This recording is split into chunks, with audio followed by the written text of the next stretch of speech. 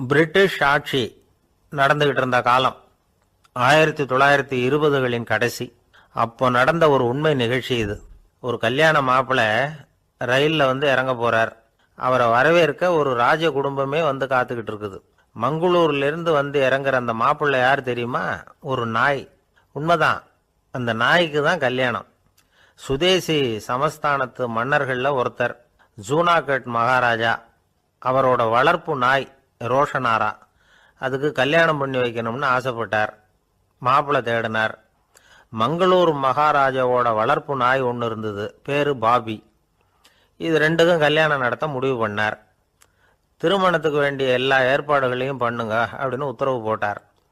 ஆயிரக்கணக்கான அழைப்புதழ்கள், பல சமஸ்தான மன்னர்கள், ஜமீன்தார்கள், பிரிட்டிஷ் அதிகாரிகள், பெரிய பணக்காரங்க, இப்படி நிறைய பேருக்கு அழைப்புதழ்கள் அனுப்பி வச்சாங்க. பத்திரிகையை பார்த்தவங்கெல்லாம் திகைச்சு போயிட்டாங்களாம். இருந்தாலும் என்ன பண்ணுறது, ராஜாவே அழைக்கிறார், போகாமல் இருக்க முடியுமா? அந்த சமயத்தில் நாட்டின் கவர்னர் ஜெனரலாக இருந்தவர் இர்வின் பிரபு. அவருக்கும் ஒரு பத்திரிகை போயிருக்குது. வாங்கி பார்த்ததும் அவருக்கு பயங்கர எரிச்சல். உடனே குப்பை தொட்டியில் போட்டுவிட்டாராம்.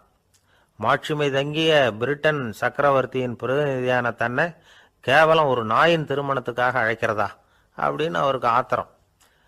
இருந்தாலும் கல்யாணம் பிரமாதமாக நடந்துதான். கல்யாணத்தன்னைக்கு பொண்ணுக்கு ஸ்பெஷல் குளியல், தண்ணீருக்கு பதிலாக வாசனை திரவியங்கள், பன்னீர், குளிச்சதுக்கு அப்புறம் அலங்காரம், வைர மாலை, முத்து மாலை, ஏகப்பட்ட அலங்காரம்.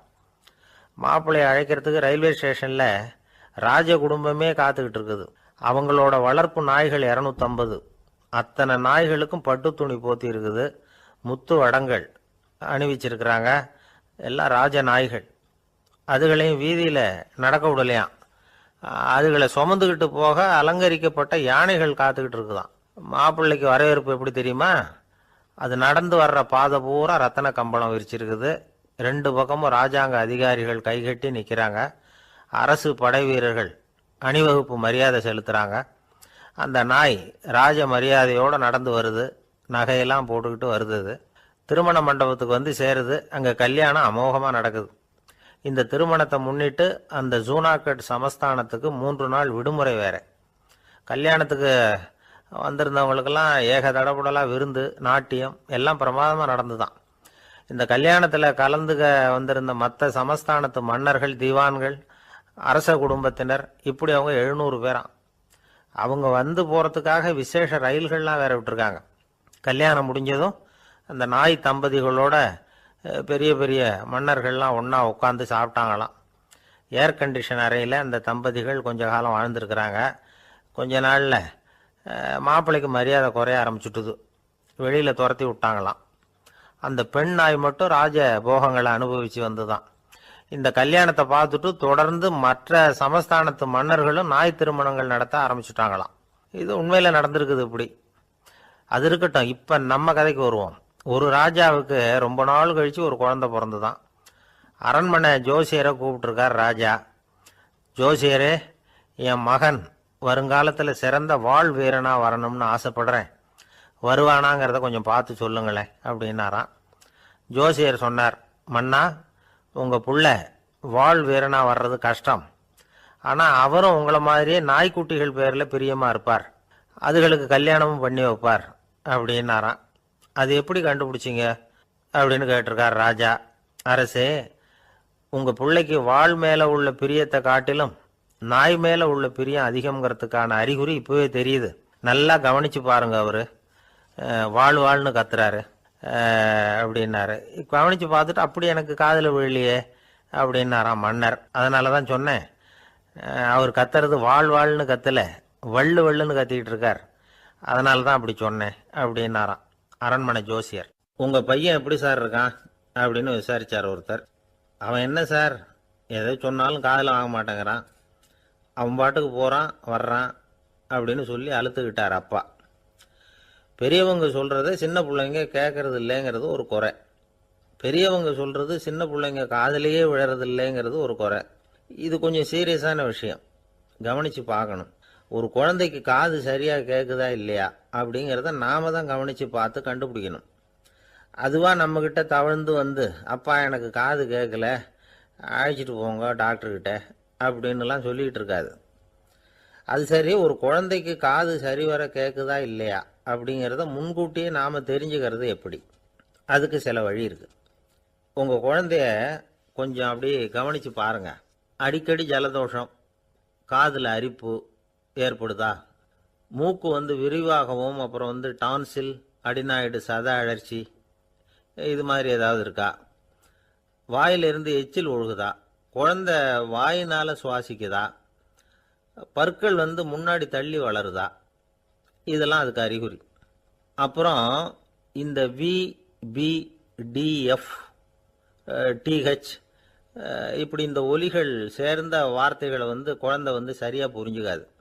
இப்போ உதாரணத்துக்கு பட்டுன்னு சொல்லு குழந்தை அப்படின்னீங்கன்னா அது கட்டுன்னு சொல்லும். அதாவது பட்டு சவுண்டை அதால் புரிஞ்சுக்க முடியல. அப்புறம் உங்கள் குழந்தை உங்களை உறக்க பேச சொல்கிறானா? அடிக்கடி கேள்வி கேட்குறானா? சாப்பிட்றப்போ கவனம் இல்லாமல் இருக்கானா? படிப்பில் போதுமான முன்னேற்றம் இல்லையா? வகுப்பில் சரியாக கவனிக்கிறது இல்லையா? இப்படிலாம் இருந்தால் ஆரம்பத்திலேயே டாக்டர்கிட்ட அழைச்சிட்டு போய் சிகிச்சையை ஆரம்பிச்சுடலாம், குணப்படுத்தி விடலாம். குழந்தைக்கு காது சரியாக கேட்கலன்னா நீங்கள் செய்ய வேண்டியது என்ன தெரியுமா? அவனுக்கு காது கேட்கலைங்கிறதுக்காக அவன் முன்னாடி சத்தம் போட்டு பேசக்கூடாது. மெதுவாக சீராக பேசணும். அவனை பார்த்து பேசணும். உங்கள் உதட்டு அசைவுகள் அவனுக்கு உதவும். அதை பார்த்தே புரிஞ்சுக்குவான். நீங்கள் வாயில் வெத்தலை பாக்கு போட்டுக்கிட்டோ புகை பிடிச்சிக்கிட்டோ பேசக்கூடாது. அப்படி பேசினா அவனால் அந்த உச்சரிப்பை சரியாக புரிஞ்சுக்க முடியாது. ஒரு வார்த்தையை சொல்கிறீங்க, அவனுக்கு புரியல அப்படின்னா அதே வார்த்தையை மறுபடியும் சொல்லணும். அவனுக்கு நீங்கள் முதல்ல சொன்ன வார்த்தை புரியலேன்னு நினச்சிக்கிட்டு மறுபடியும் திருப்பி சொல்கிறப்போ அதே அர்த்தம் வரக்கூடிய வேற வார்த்தையை சொல்லக்கூடாது. இப்படிலாம் நடந்துக்கிட்டா அவனுக்கு மன திடத்தை ஏற்படுத்த முடியும். இல்லைன்னா அவனுக்கு தாழ்வு மனப்பான்மை வந்துடும். குழந்தைக்கு காது கோளாறுன்னா ஆரம்பத்திலேயே டாக்டர்கிட்ட அழைச்சிட்டு போனால் போதும், குணப்படுத்தி விடலாம். அப்புறம் பார்த்துக்கலாமே அப்படின்னு அலட்சியமாக இருந்துட்டாதான் கஷ்டம். சில பேர் கோபத்தில் சின்ன பிள்ளைங்க காதை பிடிச்சி திருகிறது உண்டு. இது ரொம்ப தப்பு. காது கையோடு வந்துட்டா என்ன பண்ணுறது? ஒரு வேடிக்கை கதை. அது கதை தான், நிஜமாக நடந்ததில்லை. அது மாதிரி நடக்கவும் நடக்காது. ஒரு வேடிக்கைக்காக சொல்லப்படுற கதை. அதாவது ஒரு வீட்டில் அப்பா அம்மாவை பார்த்து சொல்லிகிட்டு இருக்கார், இதை பாரு, நாளைக்கு காலையில் என்னை சீக்கிரம் எழுப்பி விட்டுரு, நான் செங்கல்பட்டு வரைக்கும் போயிட்டு வர வேண்டியிருக்கு அப்படின்னாராம். இதை அவங்க பையன் காதில் வாங்கிட்டு இருக்கான். அப்பாவுக்கு சிரமம் வேண்டாமே அப்படின்னு நினச்சி அவனே காலையில் யாருக்கும் தெரியாமல் எழுந்திரிச்சு புறப்பட்டு செங்கல்பட்டு போட்டான். சாயந்தரமாக திரும்பி வந்தான்.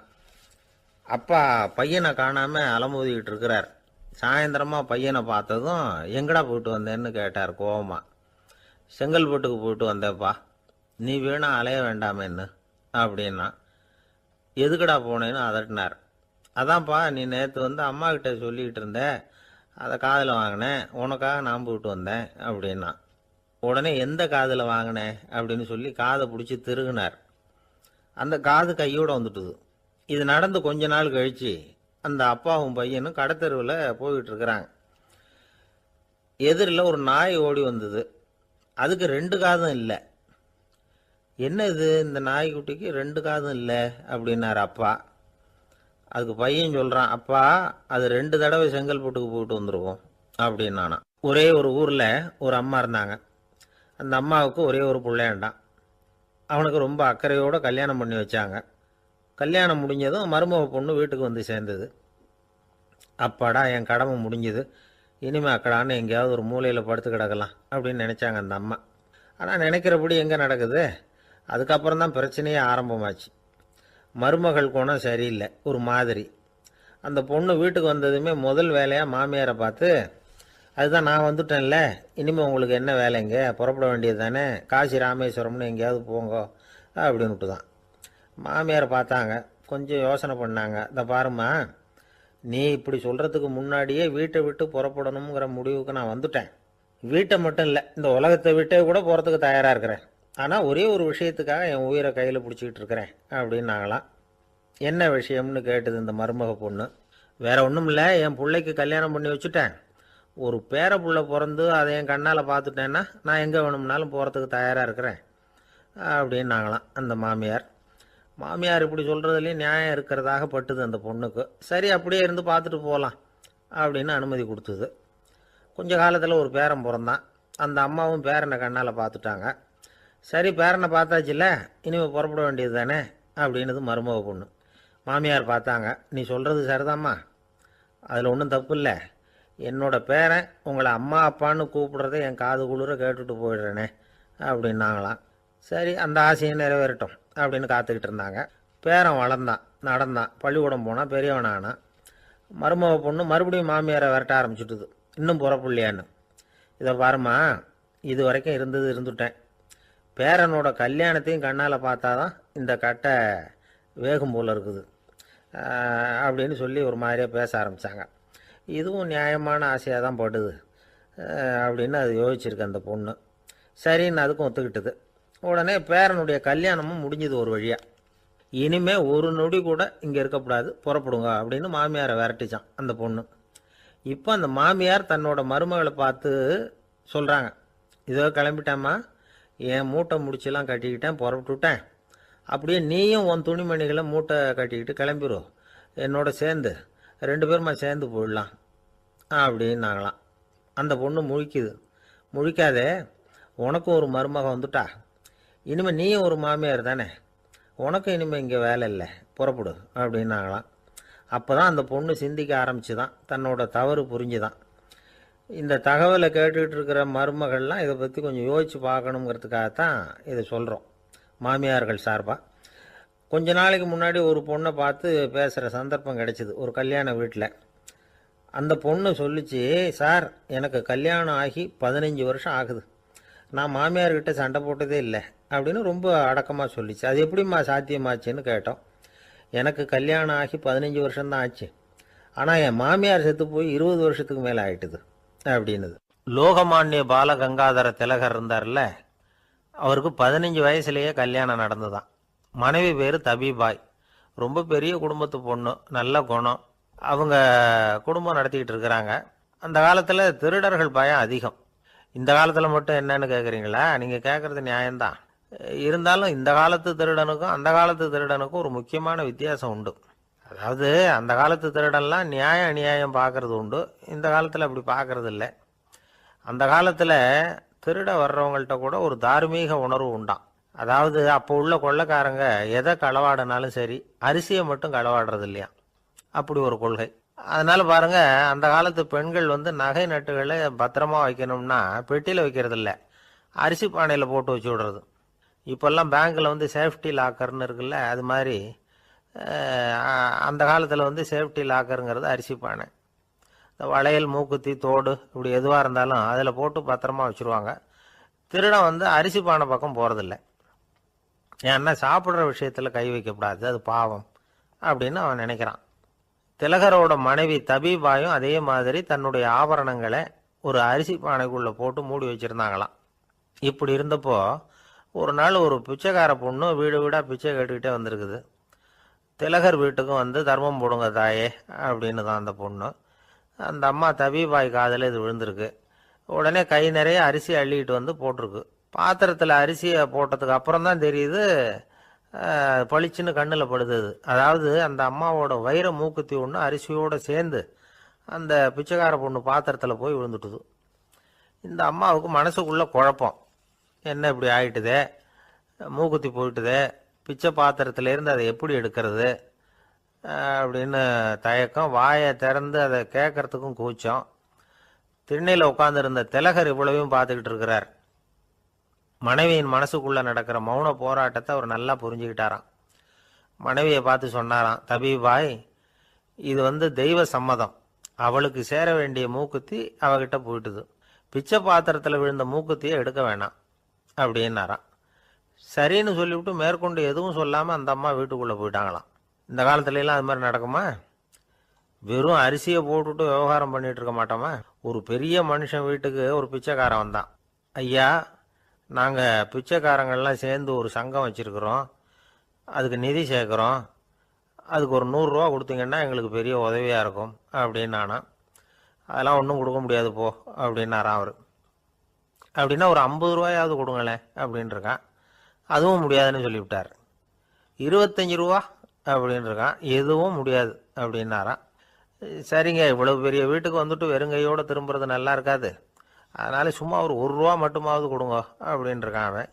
ஒரு பைசா கூட என்கிட்ட கிடையாது அப்படின்னு விட்டாரான் இவர். அப்படின்னா நீங்கள் ஒரு காரியம் பண்ணுங்களேன் அப்படின்னானா அவன். என்ன செய்யணும் அப்படின்னு இருக்கார். எங்கள் சங்கத்தில் நீங்களும் ஒரு மெம்பராக சேர்ந்துருங்க அப்படின்னானா. எனக்கு சொர்க்கம் தாண்டா அப்படின்னு நானா இவன். ஒரு பெரிய காடு, அந்த காட்டுக்கு மத்தியில் ஒரு ஆசிரமம். அங்கே ஒரு முனிவர் இருந்தார். பல இடங்கள்லேருந்து வர்ற குழந்தைகளுக்கு அவர் பாடம் சொல்லி கொடுத்துக்கிட்டு இருக்கிறார். ஏழை பணக்காரர் அப்படிங்கிற வித்தியாசம்லாம் கிடையாதுங்க. எல்லாரும் அவர்கிட்ட தங்கள் பிள்ளைகளை அனுப்பி வச்சாங்க. மன்னர்களுடைய பிள்ளைங்க கூட அங்கே அவர்கிட்ட தான் படிக்கிறதுக்கு வருவாங்க. ஆனால் அந்த முனிவரை பொறுத்த வரைக்கும் எல்லா பிள்ளைங்களும் ஒன்று தான். இது யார் வீட்டு பிள்ளைன்னெல்லாம் பார்க்க மாட்டார், எல்லாரும் சமம். மாணவர்கள்லாம் அங்கேயே மாத கணக்கில் வருஷ கணக்கில் தங்கியிருந்து பாடம் கற்றுக்கிட்டு போகிறது வழக்கம். அவராக பார்த்து போகணுன்னு சொல்கிற வரைக்கும் அங்கேயே இருக்கணும், படிக்கணும். குருகுல வாசம். ஒரு சமயம் ஒரு ராஜகுமாரனும் அவர்கிட்ட படிச்சுக்கிட்டு இருந்தான். அவனுக்கு ஒரு 15 வயசு இருக்கும். சில வருஷம் கழித்து இந்த முனிவர் தன்கிட்ட இருக்கிற மாணவர்களுக்கெல்லாம் பரீட்சை வச்சார். அவங்களுடைய அறிவு முதிர்ச்சியை கணிக்கிறதுக்காக பல சோதனைகள்லாம் வச்சார். ஒவ்வொருத்தராக பார்த்து இனிமேல் நீங்கள் உங்கள் வீட்டுக்கு போகலாம் அப்படின்னு சொல்லி அனுப்பி வச்சுக்கிட்டு இருக்கிறார். எல்லாரும் போயிட்டாங்க. கடைசியாக மிஞ்சி இருந்தது ஒரே ஒரு மாணவன். அவனை மட்டும் வீட்டுக்கு அனுப்பல. யார் அந்த பையன் தெரியுமா? அவன்தான் அந்த ராஜகுமாரன். ராஜகுமாரனுடைய தந்தைக்கு, அதுதான் அந்த ராஜாவுக்கு, அங்கே வயசு ஏறிக்கிட்டே போகுது. என்ன இது, படிக்க போன பையன் இன்னும் திரும்பி வரலையே அப்படின்னு நினைச்சார். வந்துட்டா சீக்கிரமாக அவனுக்கு பட்டம் கட்டிவிட்டு நாம் விலகிக்கலாமே அப்படின்னு நினச்சாரு. கல்யாணம் வேற பண்ணி பார்க்கணும் பையனுக்கு. ஆனால் பையன் வர்ற வழியை காணும். ராஜா பார்த்தார். சரி, நேர்லேயே போய் என்னன்னு தெரிஞ்சுட்டு வந்துடுவோம் அப்படின்னு காட்டுக்கு புறப்பட்டார். அங்கே போய் முனிவரை பார்த்தார்.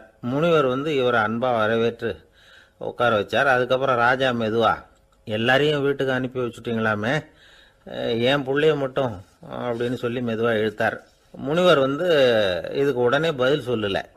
ராஜாவை கூப்பிட்டுட்டு போய் விருந்தினர் குடிசையில் தங்க வச்சார். அதுக்கப்புறம் சொன்னார், உங்கள் மகன் எல்லா பாடங்கள்லையும் முதலிடம் வாங்கியிருக்கான். இப்படி முதலாவதாக வர்ற மாணவனுக்கு நாங்கள் இன்னொரு தேர்வு வைக்கிறது வழக்கம். அதுலேயும் அவன் முதலாவதாக வந்துட்டான்னா அவன் ஒரு பெரிய வித்வான் அப்படிங்கிற கௌரவத்தை அடைஞ்சிருவான் அப்படின்னார். அதாவது முனிவர் அப்படி சொல்கிறார். அப்படி சொல்லிவிட்டு போயிட்டார் அவர். ராஜா அங்கேயே தங்கிட்டார். ராத்திரி படுத்து தூங்கினார். காலையில் எழுந்திரிச்சு அந்த குடிசைக்கு வெளியில் வந்தார் பல்லு விளக்கிறதுக்காக.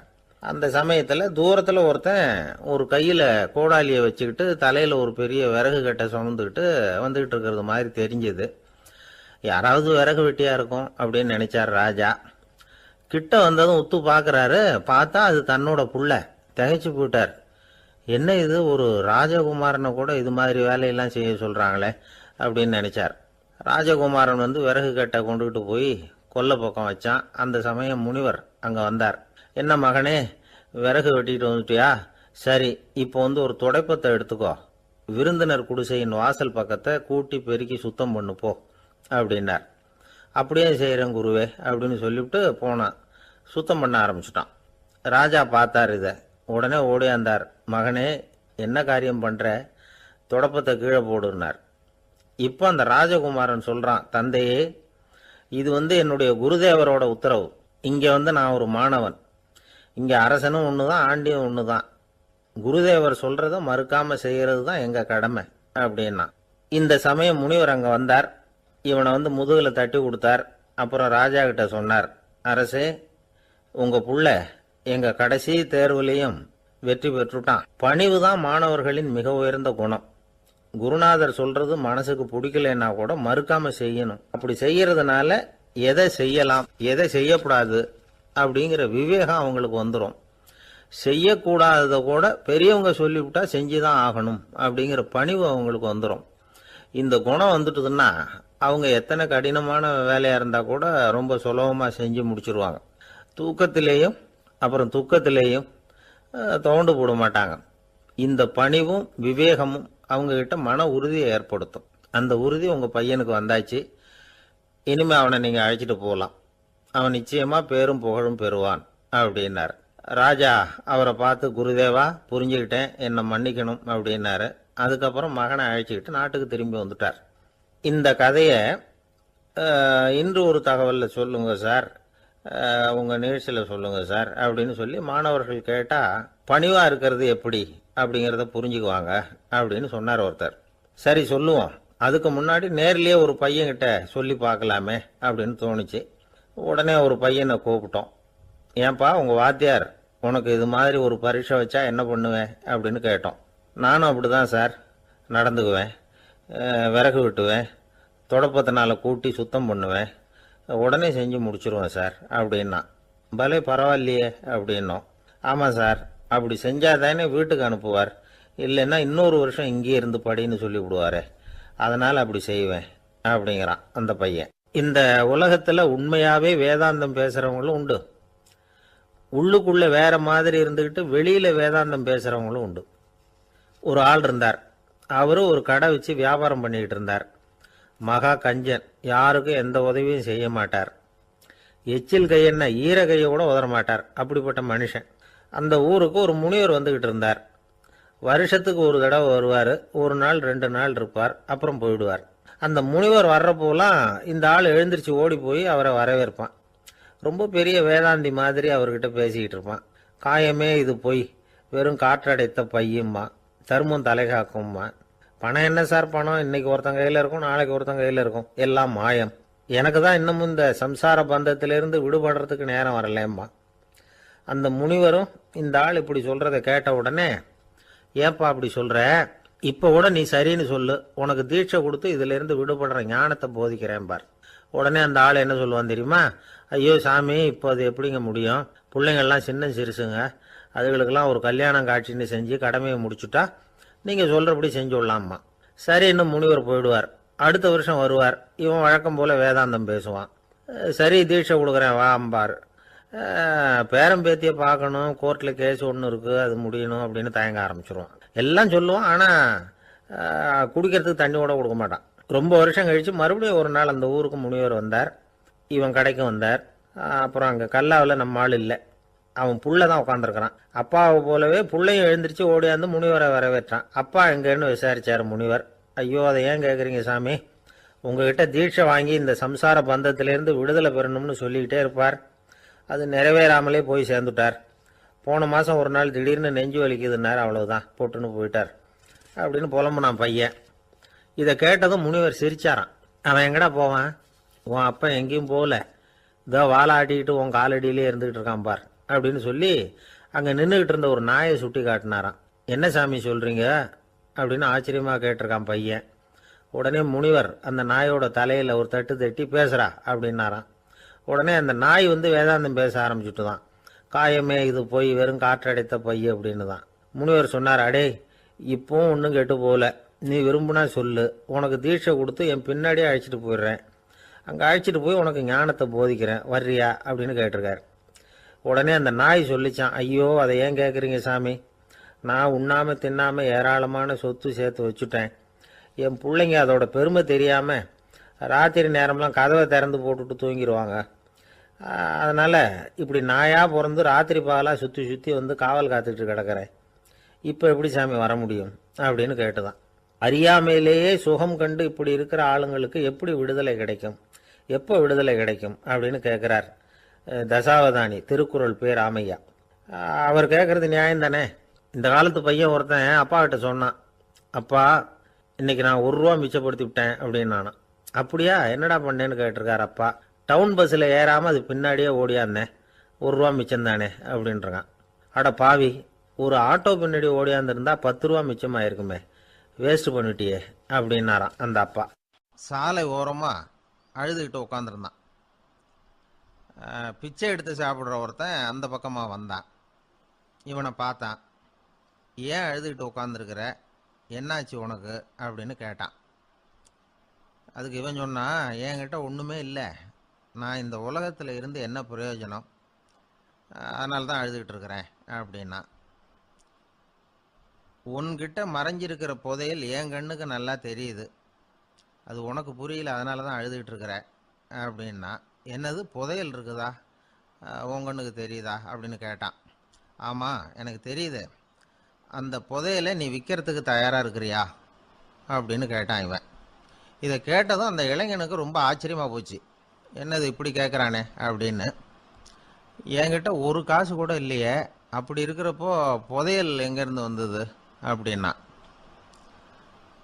இந்த நேரத்தில் அந்த பிச்சைக்காரன் சிரித்தான். இப்படி தான் இந்த உலகத்தில் எல்லாரும் சொல்லிகிட்டு இருக்கிறாங்க, என்கிட்ட ஒன்றுமே இல்லை ஒன்றுமே இல்லைன்னு சொல்லி. ஆனால் அவங்கக்கிட்ட தான் புதையல் இருக்குது. நீ வேணும்னா என் கூட வா, நம்ம நாட்டு அரசர்கிட்ட போவோம். உங்ககிட்ட இருக்கிற புதையலை அவர் நல்ல விலைக்கு எடுத்துக்குவார் அப்படின்னா. அது எப்படி உனக்கு தெரியும்னா, இதுக்கு முன்னாடியும் இது மாதிரி பல பேரை நான் ராஜா கிட்ட அழைச்சிட்டு போயிருக்கிறேன். அதனால தான் உன்னை பார்த்தேன், உன்னையும் கூப்பிடுறேன். நீ சரின்னு சொன்னால் உன்னை அழைச்சிட்டு போகிறேன். உங்ககிட்ட இருக்கிற புதையலை அவர் நல்ல விலை கொடுத்து எடுத்துக்குவார் அப்படின்னு சொன்னான். இவன் இப்படி சொல்கிறதும் அந்த இளைஞனுக்கு ஒன்றுமே புரியல. இது என்னது இந்த ஆள் இப்படி சொல்லிகிட்டு இருக்கிறான், நம்மக்கிட்ட என்ன இருக்குது, அதுவும் இல்லாமல் இவனே பிச்சை எடுத்து சாப்பிட்டுக்கிட்டு இருக்கிறான், இவன் போய் நம்மளை ராஜா கிட்ட அழைச்சிட்டு போகிறதா போகிறேங்கிறானே என்ன அப்படின்னு சொல்லி அவன் யோசனை பண்ணான். என்ன யோசிக்கிற, உனக்கு பணம் வேணும்னா என்னோட வா அப்படின்னா. இளைஞன் ஒரு முடிவுக்கு வந்தான். சரி, இங்கேயே உட்காந்துக்கிட்டு இருக்கிறத விட அங்கேயாவது போய் பார்ப்போமே, இங்கே அழுதுட்டு உட்காந்துருக்கிறதுல என்ன பிரயோஜனம், ஏதோ கூப்பிட்றான் போய் பார்த்துட்டு வருவோமே அப்படின்னு சொல்லி அவன் கூட புறப்பட்டான். பிச்சைக்காரன் முன்னாடி போயிட்டே இருக்கிறான், இந்த இளைஞன் பின்னாடி நடந்து போயிட்டுருக்கான். 2 பேரும் அரண்மனையை நோக்கி போகிறாங்க. பாதி வழி போயிருப்பாங்க. வழியில் அந்த பிச்சைக்காரன் சொன்னான், இதை பாரு, முன்னாடியே சில விஷயங்களை நாம் பேசிக்க வேண்டியிருக்கு. சரியாக தெளிவாக முடிவு எடுத்துக்கிட்டு அதுக்கப்புறம் ராஜா கிட்ட போகணும். ஏன்னா அங்கே போய் அது முடியாது இது முடியாதுன்னு நாம் நமக்குள்ளே சண்டை போட்டுக்கிட்டு இருக்க முடியாது. ராஜாவுக்கு விலையை பற்றி கவலையே இல்லை, எவ்வளவு சொன்னாலும் நமக்கு பணம் கிடச்சிரும். ஆனால் அதுக்கப்புறம் நான் இதை விற்கிறதுக்கு தயாராக இல்லைன்னு சொல்லிடக்கூடாது. அதனால் புதையலை விற்கிறதா இல்லையாங்கிறத இங்கேயே தெளிவாக முடிவு செஞ்சுக்கணும். இல்லைன்னா ராஜா கிட்ட போய் அங்கே போய் குழப்பிக்கிட்டு இருக்க முடியாது அப்படின்னு சொன்னான். இளைஞனுக்கு ஒன்றுமே புரியல. என்ன சொல்கிற நீ, என்கிட்டயா புதையலா, எங்கே இருக்குது அப்படின்னு சொல்லி குழம்பி போனான். இப்போ அந்த பிச்சைக்காரன் சொன்னான், இதை பாரு, இப்போ உதாரணத்துக்கு உன்னுடைய கண்களை எடுத்துக்கோ, அதுக்கு நீ என்ன விலை கேட்டுற போகிற. நான் அதுக்கு ராஜா கிட்டே இருந்து ஒரு 50,000 ரூபா வாங்கி தர முடியும். உன்னுடைய இருதயத்தை கொடுக்குறியா, 20 லட்சம் ரூபா வாங்கி தரேன். மூளையை கொடுக்குறியா, 30 லட்சம் வாங்கி தரேன். என்ன சொல்கிற அப்படின்னு சொல்லி இந்த பிச்சைக்காரன் பேசிக்கிட்டே போகிறான். இளைஞனுக்கு கோபம் வந்துட்டுது. என்ன உளர்ற, உனக்கு என்ன பைத்தியமா, கண்ணையும் மூளையையும் இருதயத்தையுமா விற்பாங்க, என்ன விலை கொடுத்தாலும் அதையெல்லாம் நான் விற்கிறதுக்கு தயாராக இல்லை, நான் விற்க மாட்டேன், அதை கொடுத்துட்டு நான் என்ன பண்ணுறது, இப்படி நான் மட்டும் இல்லை யாருமே இதை விற்கிறதுக்கு தயாராக இருக்க மாட்டாங்க அப்படின்னு சொன்னான் அந்த இளைஞன். இவன் இப்படி சொன்னதும் அந்த பிச்சைக்காரன் வாய் விட்டு சிரிக்க ஆரம்பிச்சுட்டான். இப்போ பைத்தியமானது நானா நீயா, லட்சக்கணக்கான கோடிக்கணக்கான ரூபாய் பொறுமானம் உள்ள பொருள்களை உங்ககிட்டயே வச்சுக்கிட்டு விற்க முடியாதுன்னு சொல்கிற நீ தான் ஏழை, என்கிட்ட ஒன்றுமே இல்லைன்னு மரத்தடியில் உட்காந்து அழுதுகிட்டு இருக்கிறிய அப்படின்னு சொன்னான். இன்றைக்கி பார்த்தீங்கன்னா பல பேர் தன்கிட்ட புதைஞ்சிருக்கிற ஆற்றலை புரிஞ்சிக்க முடியாமல் அவதிப்பட்டுக்கிட்டு இருக்கிறாங்க. நம்மக்கிட்ட என்ன இருக்குங்கிறது அவங்களுக்கு தெரியறதில்ல. அதனால தான் என்கிட்ட ஒன்றுமே இல்லைன்னு சொல்லி அழுதுகிட்டு இருக்கிறாங்க. இதை விளங்க வைக்கிறதுக்கு பெரியவங்க சொல்கிற கதை இது. நம்மக்கிட்ட இருக்கிற புதையலை நாம் தான் தோண்டி எடுக்கணும். உண்மையான புதையலுங்கிறது உள்ளே இருக்குது, ஆனால் அதை வெளியில் தேடுற ஆசாமிகள் தான் அதிகம். சராசரி மனித இயல்பு அப்படி. நம்மக்கிட்ட விலை மதிக்க முடியாத பகுத்தறிவு இருக்குது, அதை வச்சுக்கிட்டு வாழ்க்கையில் முன்னேறதுக்கு முயற்சி பண்ணணும். என்கிட்ட ஒன்றுமே இல்லைன்னு நினச்சி ஓரமாக உட்காந்துடக்கூடாது. முயற்சி செஞ்சால் முடியாத காரியம் எதுவுமே இல்லை. ஒரு ரயில்வே ஸ்டேஷன் பக்கம் வெளியில் ஒரு டாக்ஸி நின்றுக்கிட்டு இருந்தது. அந்த பக்கமாக வந்த ஒருத்தர் டாக்ஸி டிரைவரை பார்த்து சொன்னார், ஐயா, உங்கள் வண்டியில் பின் சீட்டில் ஒரு மணி பர்ஸு கிடக்கு, யாரோ மறந்து விட்டுட்டு போயிருக்கிறாங்க அப்படின்னாரு. இல்லை இல்லை, அது காலி பர்ஸு தான், நான் தான் அதை அங்கே போட்டு வச்சுருக்கிறேன்னார் டிரைவர். ஏன்னு கேட்டார் அவர். இதுக்கு டிரைவர் சொன்னார், அதை பார்க்குற யாராவது அதை எடுத்துக்கலாம்ங்கிற ஆசையிலையாவது சவாரிக்கு வருவாங்க, அதுக்காக தான் போட்டு வச்சுருக்கிறேன் அப்படின்னார். வாங்க மாட்டேங்கிறான் சார் அப்படின்னு சொல்கிறது உண்டு. அது எப்படி காதில் வாங்கிக்காமல் இருக்க முடியும்? காதுங்கிறது எப்பவும் திறந்தே இருக்கக்கூடிய ஒன்று தானே. சில பேர் பேசிக்கிட்டே இருப்பாங்க, நாமும் கேட்டுக்கிட்டே தான் இருப்போம். அவர் என்ன சொன்னார் திருப்பி சொல்லு அப்படின்னு சொன்னால் சொல்ல தெரியாது.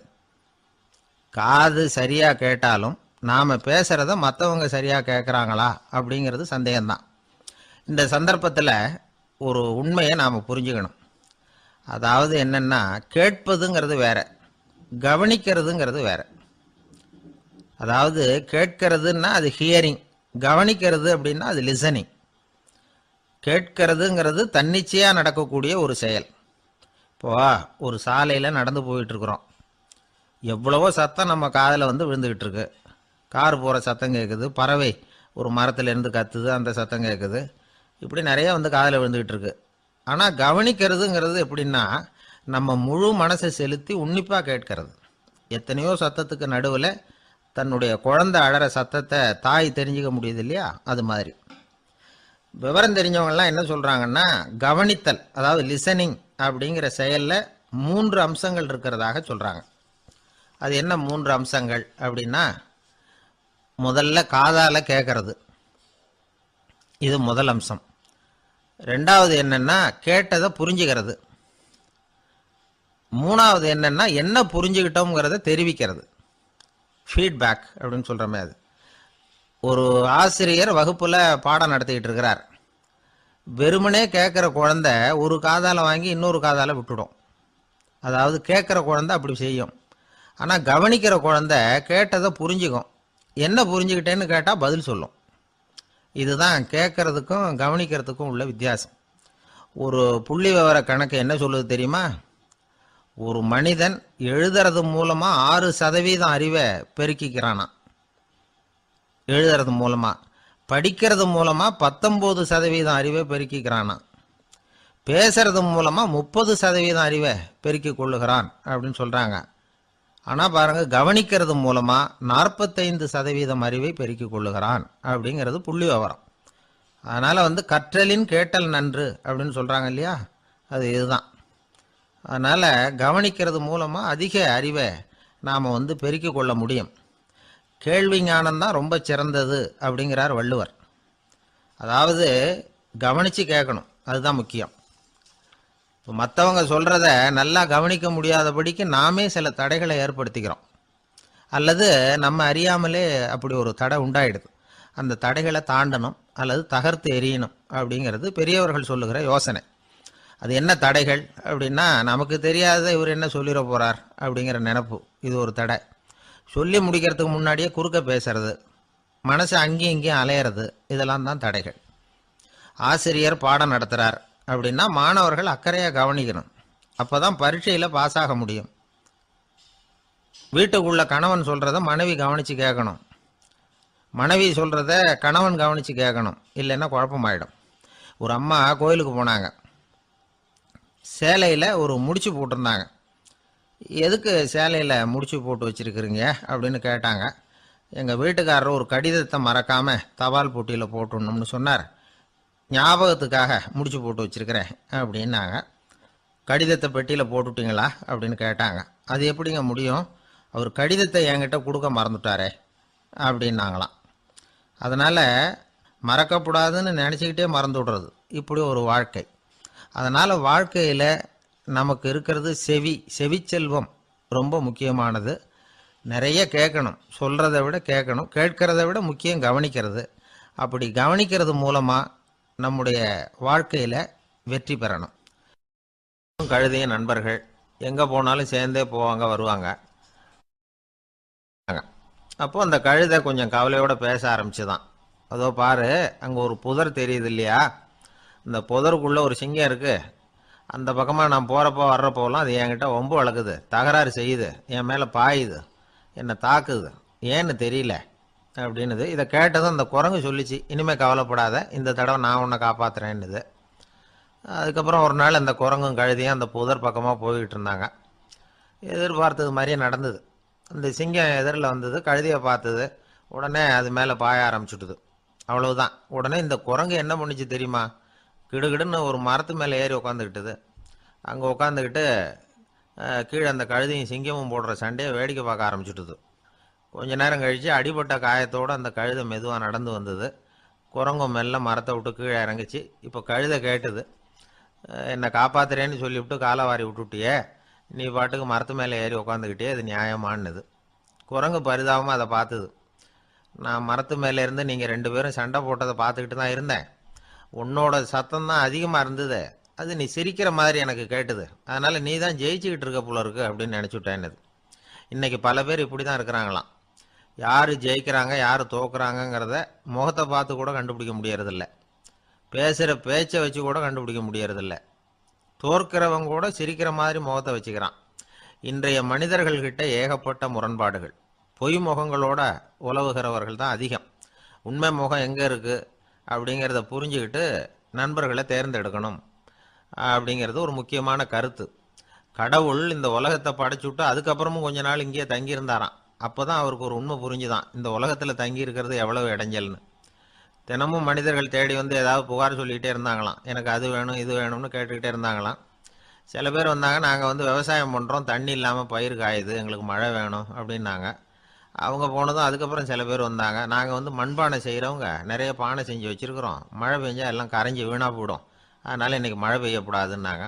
கடவுள் பார்த்தார், அவருக்கு என்ன பண்ணுறதுன்னே தெரியல, ஏகப்பட்ட குழப்பம், தலையை பிச்சுக்கலாம் போல் இருந்தது, கிட்டத்தட்ட பைத்தியம் பிடிக்கிற அளவுக்கு ஆயிட்டுது. எல்லாருடைய ஆசைகளையும் அவரால் நிறைவேற்ற முடியல, ஏன்னா ஒன்றுக்கு ஒன்று முரண்பாடாக இருந்தது. ஒரு நாள் தன்னுடைய அமைச்சரவையை கூட்டி ஆலோசனை கேட்டார். என்ன செய்யலான்னு சொல்லுங்கன்னார். இது என்ன பிரமாதம், பேசாமல் இமயமலை அடிவாரத்தில் போய் உட்காந்துங்க, யாரும் தொந்தரவு பண்ண மாட்டாங்கன்னாங்க. அங்கேயும் மனிதர்கள் வர ஆரம்பிச்சுருவாங்களேன்னார் கடவுள். சரி அப்படின்னா சந்திரனில் போயிருந்துக்கலாமேன்னாங்க. அங்கேயும் மனுஷன் குடி வர போகிறான் அப்படின்னார் கடவுள். வெகு தூரத்துக்கு அப்பால் உள்ள நட்சத்திர மண்டலத்துக்கு போயிடலான்னாங்க. இதெல்லாம் நிரந்தர தீர்வாகாது, நிரந்தரமாக இந்த மனிதனுடைய தொல்லையிலேருந்து நான் விடுபடணும், அதுக்கு ஏதாவது வழி சொல்லுங்கன்னார் கடவுள். ஒரு வயசான ஆள் வந்தார். கடவுளுக்கு காதோட காதாக ஒரு வழியை சொன்னார். கடவுளுக்கு முகம் மலர்ந்தது. அதுதான் சரி, அப்படியே செஞ்சுடலான்னார். அந்த ஆள் சொன்ன ரகசியம் என்ன தெரியுமா? மனிதனால் அடைய முடியாத ஒரு இடம் இருக்குது, அது வேற எங்கேயும் இல்லை, அவனுக்கு உள்ளே இருக்குது, அங்கே போய் மறைஞ்சுங்க, அதுக்கப்புறம் மனிதர்களால் உங்களுக்கு தொந்தரவு இருக்காதுன்னார். மனிதன் நினைக்காத இடம் அதுதான். அதாவது உள்ளுக்குள்ளே இருக்கிற உண்மையை புரிஞ்சிக்காம வெளியில் எங்கேயோ அது இருக்கிறதாக நினச்சி வரட்டிக்கிட்டு அலையிறான் மனுஷன். உள்ளே இருக்கிற உண்மை புரிஞ்சா நாம் தன்னம்பிக்கையோட தலை நிமிர்ந்து வாழலாம். வேடிக்கையாக ஒரு கதை சொல்லுவாங்க. இதை பாருங்கள், நம்ம பையன் எங்கே பணம் வச்சாலும் எடுத்து விட்றான், என்ன பண்ணுறதுன்னாங்க அம்மா. அப்பா கொஞ்சம் நேரம் யோசனை பண்ணார். அதுக்கப்புறம் சொன்னார், அவன் கண்ணில் படாத இடமா நம்ம வீட்டில் இருக்கிறது ஒரே இடம்தான், அங்கே பணத்தை வை திருட்டு போகாதுன்னார். அது எந்த இடம்னு கேட்டாங்க. அதுதான் அவன் பாட புஸ்தகம், அதில் வச்சிரு, அவன் தொடவே மாட்டான், பாட புத்தகத்தை தொடாமல் பரீட்சையில் வெற்றி பெற முடியாது அப்படிங்கிறத புரிஞ்சுக்கணும். உள்ளே இருக்கிற உண்மையை தொடாமல் வாழ்க்கையில் வெற்றி பெற முடியாது. அதனால் உண்மையை புரிஞ்சுக்கிட்டா வாழ்க்கையில் வெற்றி நிச்சயம். ஒரு நண்பர்கிட்ட பேசிக்கிட்டு இருந்தேன். அவருடைய உறவினர் ஒருத்தர் ஒரு நேர்முக தேர்வுக்கு போயிருந்தாராம், இன்டர்வியூவுக்கு. ரொம்பவும் பொறுப்பாகவும் கவனமாகவும் செயல்பட வேண்டிய பதவிக்கான நேர்காணல் அது. இவர் வந்து எழுத்து தேர்வில் ஏராளமான மதிப்பெண்கள் வாங்கிவிட்டார், அதனால் அதை பற்றி கவலை இல்லை. இப்போ நேர்முக தேர்வில் தேர்வு பெறணும். ஏராளமான சான்றிதழ்கள் வச்சிருந்தார். நேர்காணலில் கேட்கப்பட்ட எல்லா கேள்விகளுக்கும் சரியான பதில் தான் சொன்னார். இருந்தாலும் பாருங்கள், அந்த நேர்முக தேர்வில் அவர் தேர்ந்தெடுக்கப்படலை. என்ன காரணம் அப்படின்னு பின்னாடி விசாரித்தப்போ தான் விவரம் தெரிஞ்சுதான். அது என்ன ஆயிருக்குதுன்னா, அந்த நேர்காணலின் போது இவர் வந்து நடந்துக்கிட்ட முறையில் சில தவறுகள் நடந்து போச்சான். முக்கியமாக வந்து 2 தவறுகள். ஒன்று, அவங்க ஒரு கேள்வியை கேட்டு முடிக்கிறதுக்குள்ளேயே இவர் பதில் சொல்ல ஆரம்பிச்சுட்டாராம். 2வது என்னன்னா, இவர் நாற்காலியில் தாராளமாக இயல்பாக சாஞ்சி உட்காராம நாற்காலி முனையில் உட்காந்துருந்தாராம். இந்த 2 விதமான செயல்பாடுகளும் இவர் வந்து அவசரப்படுறவர், பதற்றப்படுறவர் அப்படிங்கிறதுக்கான அடையாளங்கள். அதாவது கேள்வியை கேட்டு முடிக்கிறதுக்குள்ளேயே முந்திக்கிட்டு பதில் சொல்கிறது. 2வது, நாற்காலியில் இயல்பாக தாராளமாக உட்காராம நாற்காலி முனையில் உட்கார்றது. பார்க்க போகிற வேலைக்கு அவசரம், பதற்றம் இது 2 இருக்கப்படாதான். அதனால் மார்க் இருந்தும் சர்டிஃபிகேட் இருந்தும் அந்த வேலை வாய்ப்பு அவருக்கு கிடைக்கல. வேலை கொடுக்குறவங்க நம்மக்கிட்ட இருந்து என்ன தான் எதிர்பார்க்குறாங்க, இதை தெரிஞ்சு வச்சுக்கிறது நல்லது. முதல்ல மற்றவர்களுடன் தொடர்பு கொள்ளும் திறமை. அதாவது எபிலிட்டி டு கம்யூனிகேட். நீங்கள் நினைக்கிறத அழகாக தொகுத்து வகைப்படுத்தி சொல்ல தெரியுதான்னு பார்ப்பாங்க. உங்கள் திட்டங்களை அடுத்தவங்க ஏற்றுக்கொள்ளக்கூடிய விதத்தில் வெளிப்படுத்துறதுக்கு உங்களால் முடியுதான்னு பார்ப்பாங்க. இதுக்கு என்ன செய்யறது? குழப்பம் இல்லாமல் சிந்திக்கணும், குழப்பம் இல்லாமல் பேசணும். ரெண்டாவது விஷயம் என்னென்னா புத்திசாலித்தனம், அதாவது இன்டெலிஜென்ஸ். ஏற்றுக்க போகிற வேலையை நல்ல விதமாக செய்ய முடியுமா உங்களால்? அதை எந்தெந்த வழியில் செய்யலாம் அப்படிங்கிறத உங்களால் தீர்மானிக்க முடியுமா? அந்த வேலைக்கான புது புது யோசனைகளை உங்களால் சொல்ல முடியுமா அப்படின்னு பார்ப்பாங்க. இது இன்டெலிஜென்ஸ். மூணாவது தன்னம்பிக்கை, அதாவது செல்ஃப் கான்ஃபிடென்ஸ். உங்களுக்கு அது உண்டா அப்படிங்கிறத கவனிப்பாங்க. எந்த சூழ்நிலையையும் சமாளிக்கணும், எப்படிப்பட்ட மனிதர்களையும் சமாளிக்கிற தைரியம் வேணும், அடுத்தவங்களை நமக்கு சாதகமாக திருப்பக்கூடிய தன்னம்பிக்கை வேணும். நாலாவது பொறுப்புகளை முன்வந்து ஏற்றுக்கொள்ளுதல், வில்லிங்னஸ் டு அக்செப்ட் ரெஸ்பான்சிபிலிட்டி. பொறுப்புகள்லேருந்து நழுவி போக ஆசைப்படாமல் செஞ்சு முடிக்கணும். அஞ்சாவது முன் வருதல், இனிஷியேட்டிவ். வேலையோட முக்கியத்துவம் உணர்ந்து அதை ஏற்றுக்கிட்டு தகுந்த நடவடிக்கைகளை தயங்காமல் எடுக்கிறதுக்கு முன் வரணும். ஆறாவது என்னன்னு கேட்டிங்கன்னா தலைமைத்துவம், லீடர்ஷிப். 4 பேருக்கு தலைமை தாங்கி நல்ல விதத்தில் நடந்துக்க தெரியுதா? ஏழாவது கற்பனை திறன், இமேஜினேஷன். சில பிரச்சனைகள் வரக்கூடும் அப்படின்னு முன்கூட்டியே யூகிச்சு அதுக்கு தகுந்த மாதிரி நடவடிக்கை எடுக்கிற திறமை உண்டா அப்படிங்கிறத பார்ப்பாங்க. எட்டாவது என்னன்னா வளைந்து கொடுத்தல், ஃப்ளெக்சிபிலிட்டி. சூழ்நிலைக்கு தகுந்த மாதிரி, மாற்றங்களுக்கு தகுந்த மாதிரி அனுசரித்து நடந்துக்கிறதுக்கு தெரியுதா அவங்களுக்கு அப்படிங்கிறத கவனிப்பாங்க.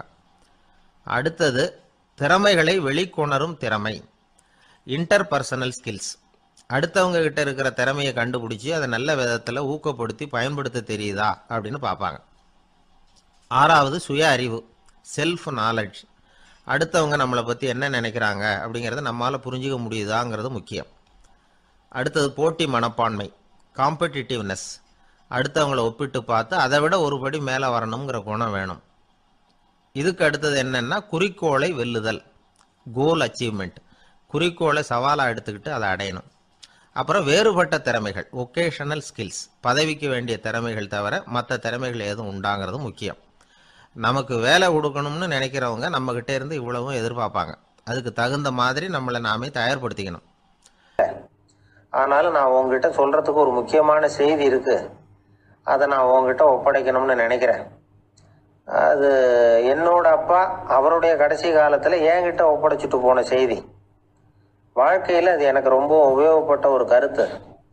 எங்கள் அப்பா என்கிட்ட கொடுத்த ஒரு பொக்கிஷம் அது. அதை இப்போ நான் உன்கிட்ட கொடுத்துட்டு போகிறேன். இப்போ உனக்கு இது புரியாது, ஏன்னா இன்னும் நீ பெரிய மனுஷன் ஆகலை. ஆனாலும் இப்போ நான் உங்ககிட்ட கொடுக்கறத நீ பத்திரமா வச்சிரு. பிற்காலத்தில் அது உனக்கு உபயோகப்படும். இது ஒரு திறவுகோல் மாதிரி, பெரிய பெரிய பொக்கிஷங்களின் கதவுகளை இது திறந்து விடும் அப்படின்னு சொல்லி விஷயத்தை சொன்னார். மகனுக்கு அந்த விஷயம் அப்போ புரியல. ஆனாலும் பிற்காலத்தில் அதுதான் அவருடைய வாழ்க்கையை மாற்றி அமைச்சுதான். சரி, அப்பா சொன்ன அப்பேற்பட்ட செய்தி என்ன? அது ஒன்றும் பெரிய விஷயம் இல்லை, எளிமையான ஒரு கருத்து தான். அவர் என்ன கருத்து சொன்னார்னா, மகனே, யாராவது உன்னை மனம் நோகும்படி செஞ்சுட்டா அதை பற்றி 24 மணி நேரத்துக்கு தியானம் பண்ண போகிறதாகவும் அதுக்கு பிறகு பதில் சொல்கிறதாகவும் சொல்லிவிடு, அவ்வளோதான் அப்படின்னாராம். அதாவது யாராவது நம்மளை திட்டுனா உடனடியாக பதில் சொல்லக்கூடாது. இதை பற்றி யோசிக்கிறேன், இதுக்கு நாளைக்கு பதில் சொல்கிறேன் அப்படின்னு சொல்லிவிடணும், அவ்வளோதான். இதுதான் அந்த அப்பா சொன்ன கருத்து.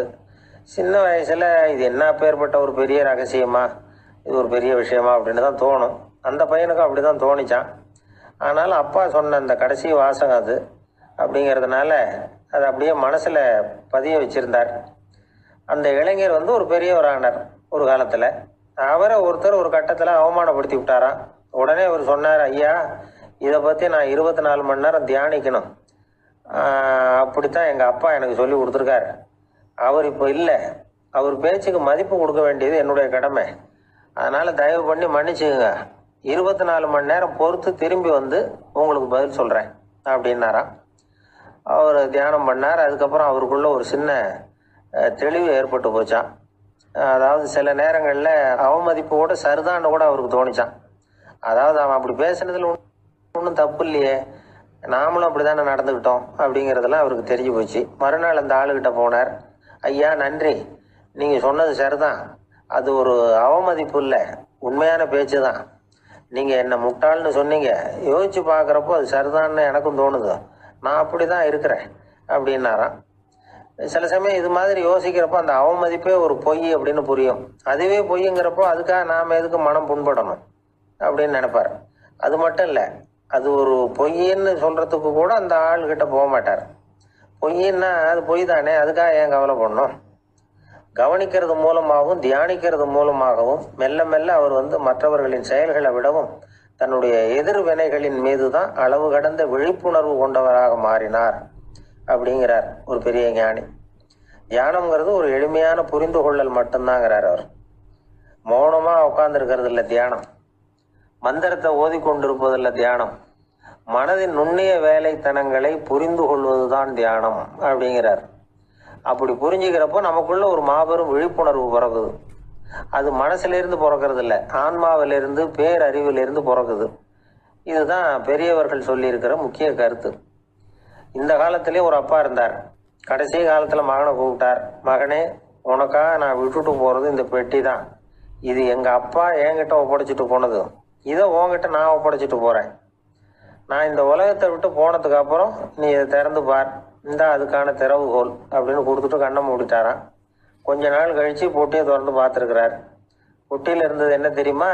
நம்ம குடும்பத்துக்காக தாத்தா காலத்திலிருந்து யார் யாருக்கிட்ட எவ்வளவு கடன் வாங்கியிருக்கிறோம் அப்படிங்கிற விவர பட்டியல் அதுக்குள்ளே இருந்துதான். நம்ம உடம்புல ரத்த அழுத்தம் இருக்குதே, அது நல்லதா கெடுதலா? உடனே அது கெடுதல்னு தான் சொல்லுவோம். ஆனால் உண்மை அது இல்லை. இயற்கையாக உள்ள ரத்த அழுத்தம் நம்ம உடம்புக்கு தேவையான ஒன்று. அந்த அழுத்தம் அதிகமாக போனால் தான் கெடுதல். அதை தான் நாம் பிபின்னு சொல்கிறோம். ஆனால் அது உண்மையிலேயே உயர் ரத்த அழுத்தம், ஹைப்பர் டென்ஷன். இதயம்ங்கிறது ஓயாமல் வேலை செஞ்சுக்கிட்டு இருக்கிற ஒரு பம்பு. இதயம் சுருங்கி ரத்தத்தை பம்பு செய்கிறப்போ ரத்த அழுத்தம் கூடுதலாக இருக்கும். இதுக்கு பேர் சிஸ்டாலிக் பிளட் ப்ரெஷர் அப்படின்னு பேர். இதயம் விரிந்த நிலைக்கு திரும்புகிறப்போ ரத்த அழுத்தமும் குறையுது. இதுக்கு பேர் டயஸ்டாலிக் பிளட் ப்ரெஷர் அப்படின்னு பேர். இப்படி இது மாறி மாறி இருக்கும். இந்த பிபி 140 90 இப்படின்லாம் சொல்கிறாங்கல்ல, இதுதான். சீராக இருக்க வேண்டிய ரத்த அழுத்தம் ஒரு அளவுக்கு மேலே அதிகரிச்சுட்டா ஆபத்து ஆரம்பம்னு அர்த்தம். சரி, இந்த உயர் ரத்த அழுத்தம் உண்டாகிறதுக்கு என்ன காரணம்? இதனால தான் இது வருதுன்னு ஒரு காரணத்தை குறிப்பிட்டு சொல்ல முடியாது. ஆனால் வம்சாவளி காரணம், ரொம்ப டென்ஷனான சூழ்நிலையில் வேலை செய்கிறது, உடம்பு குண்டாக இருக்கிறது, இதெல்லாம் இந்த ஹை பிபிக்கு துணை செய்யுது. அப்படி தான் எடுத்துக்க வேண்டியிருக்குது. இது கிருமியினால் ஏற்படுற வியாதி இல்லை, உடம்புல ஏற்படுற ஒரு பழுது, அவ்வளவுதான். 40 வயசுக்கு மேலே தான் பொதுவாக இது பாதிக்கும். அதெல்லாம் சரி, ஒருத்தருக்கு உயர் ரத்த அழுத்தம் இருக்குது, அதை கட்டுப்படுத்துறதுக்கு வழி ஏதாவது உண்டா அப்படின்னா உண்டு. மருந்து கொடுத்தும் சரி பண்ணலாம். மருந்து இல்லாத சிகிச்சை முறைகளும் இருக்குது. இப்போ மருந்து சாப்பிட்றதுன்னா டாக்டர்கிட்ட போயிடலாம். அதுக்கு இப்போ சுமாராக 30 விதமான மருந்துகள் இருக்குதான்.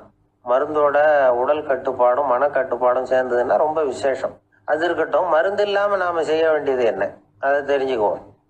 முதல்ல சீரான உடற்பயிற்சி, வாக்கிங் ரொம்ப நல்லது. மனசை அமைதிப்படுத்துறதுக்கு யோகாசனம், ஆழ்நிலை தியானம், இது மாதிரியான பயிற்சிகள் நல்லது.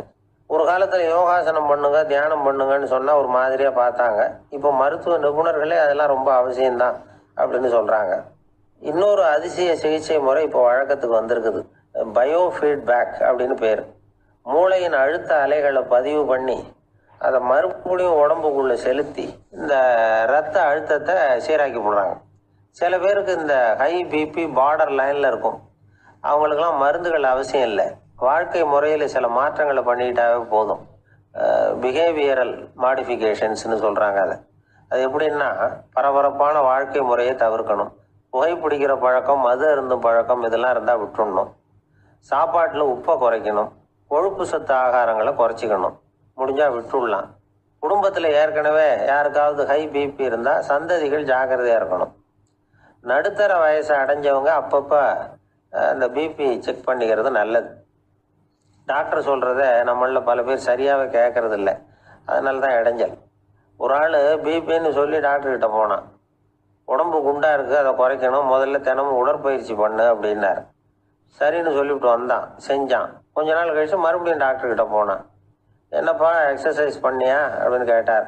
தினமும் பண்ணினேன் டாக்டர்னா. என்ன பண்ணேன்னு கேட்டார்.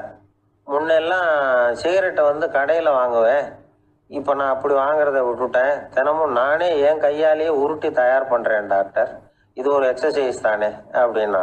ஒரு ஊரில் ஒரு மன்னர் இருந்தார். அந்த ஊரில் அடிக்கடி சேவல் சண்டை நடக்கிறது வழக்கம். அரண்மனையில் ஒரு ஆள் இருந்தான். மன்னருக்காக அவன் ஒரு சேவல் வாங்கிட்டு வந்தான். சண்டை போடுறதுக்காக அந்த சேவலை தயார் பண்ணிகிட்டு இருந்தான். கொஞ்ச நாள் ஆச்சு. மன்னர் அந்த ஆளை கூப்பிட்டார். என்னப்பா சேவல் தயாராகிட்டுதா அப்படின்னு கேட்டார். இன்னும் அது தயாராகல மன்னா, இன்னும் வளரல, அதுக்கான தகுதி இன்னும் அதுக்கு வரல அப்படின்னா. எதனால் அப்படி சொல்கிறேன்னாரு. கோபம் ரொம்ப கடுமையாக இருக்குது அப்படின்னா. சரி அப்படின்னு விட்டுட்டார். மறுபடியும் கொஞ்ச நாள் ஆச்சு. இப்போ எப்படி நிலைமை, சேவல் தயாரா அப்படின்னார். இன்னும் இல்லை அரசே, மற்ற சேவல் எங்கேயாவது கூவுற சத்தம் கேட்டால் உடனே இது பரபரப்பாயிடுது, பக்கத்தில் ஒரு சேவலின் நிழலை கண்டா கூட இது பரபரப்பாயிடுது அப்படின்னா. சரி இன்னும் கொஞ்ச நாள் ஆகட்டும்னு விட்டுட்டார். கொஞ்ச நாள் ஆச்சு. இப்போ மறுபடியும் விசாரித்தார். இன்னும் நம்ம சேவலுக்கு அந்த தகுதி வரலமன்னா, போராட்ட உணர்வு அதுக்கு இன்னும் இருந்துக்கிட்டு தான் இருக்குது, உள்ளே மெதுவாக தான் எரிய ஆரம்பிச்சிருக்குது போராட்ட உணர்வு, அப்படி இருக்கக்கூடாது, அது பற்றி எரிய வேண்டாமா அப்படின்னா. இன்னும் கொஞ்ச நாள் ஆச்சு. இப்போ எப்படின்னு கேட்டார். இப்போ அவன் சொன்னான், மன்னா கிட்டத்தட்ட அது போருக்கு தயாராகிட்டுது அப்படின்னு நினைக்கிறேன்னா. எதனால் அப்படி சொல்கிற அப்படின்னு கேட்டார். மற்ற சேவலின் குரலை கேட்டால் அது அசைகிறதே இல்லை, ஒரு பொம்மை மாதிரி ஆயிடுது, அதுக்கு உள்ள ஒரு நுட்பமான விழிப்புணர்வு வந்துட்டுது, அதனால் அது அமைதியாக இருக்குது, மௌனமாக இருக்குது. இனிமேல் அதுக்கு இணையான சேவலே கிடையாது, வெற்றி பெற அது போராட வேண்டிய அவசியமே இல்லை, அதை பார்த்த உடனே எதிரி சேவல்கள் பயந்துட்டு ஓடி போடும் அப்படின்னு சொன்னானான். அந்த சேவலை வளர்த்தவர் வந்து சி சிங் சு அப்படின்னு பேர். சுசுகி சொன்ன கதையும் அது. ஞானிகள் வந்து என்ன சொல்கிறாங்க தெரியுமா, அந்த சேவலின் ரகசியத்தை நீயும் கற்றுக்கொள், நீ அப்படி ஆயிடு, சண்டை போடாமலே வெற்றிகள் பெறுகிற நுட்பத்தை புரிந்து கொள். இதுதான் ஞானிகள் உபதேசம். ஒரு குருக்கிட்ட ஒருத்தன் போயிருக்கிறான். எனக்கு சண்டை போட கற்றுக் கொடுங்கன்னா, அதுக்கு என்ன செய்யணும்னார். என்ன உங்கள் மாணவனாக சேர்த்துங்கண்ணா. சரி இப்போ உன்னுடைய பலம் என்னன்னு கேட்டிருக்கார். இப்போ நான் தனி ஆளாக இருந்து ஒரு 100 பேரை சமாளிப்பேன் நானா. சரி அப்படின்னா என்னுடைய மாணவனாக உன்னை சேர்த்துக்கிறேன்ருக்கார். சேர்த்துக்கிட்டார். 6 மாதம் பயிற்சி கொடுத்தார். அதுக்கப்புறம் அவனை கூப்பிட்டு கேட்டார், இப்போ உன்னுடைய திறமை எவ்வளவுன்னு. இப்போ நான் தனி ஆளாக இருந்து ஒரு 50 பேரை சமாளிப்பேன் நானா. இன்னும் உனக்கு பயிற்சி தேவைன்னாராம். தொடர்ந்து சில நுட்பங்களை எல்லாம் சொல்லி கொடுத்துருக்கிறார். 1 வருஷம் ஆச்சு. எல்லாத்தையும் கற்றுக் கொடுத்துட்டார். அப்புறம் கூப்பிட்டு கேட்டார், இப்போ உன்னுடைய திறமை எப்படிப்பா, எதிரிகள் எத்தனை பேரை உன்னால் சமாளிக்க முடியும்னாராம். அவன் சொன்னான், ஐயா எதிரிகளின் பலம் என்னங்கிறத புரிஞ்சுக்காம அதை நான் ஒருத்தன் கேட்டான், இப்போ கடவுள் நம்ம முன்னாடி வந்து உங்கள் 2 பேரில் யாராவது ஒருத்தர் மட்டும் என்னோட சொர்க்கத்துக்கு வரலாம் அப்படின்னு கூப்பிட்டா நீ என்ன சொல்லுவேன்னு கேட்டானா. இவன் ரொம்ப பெருந்தன்மையாக உன்னையே அழைச்சிட்டு போக சொல்லிடுவேன் அப்படின்றான். அப்படின்னா உனக்கு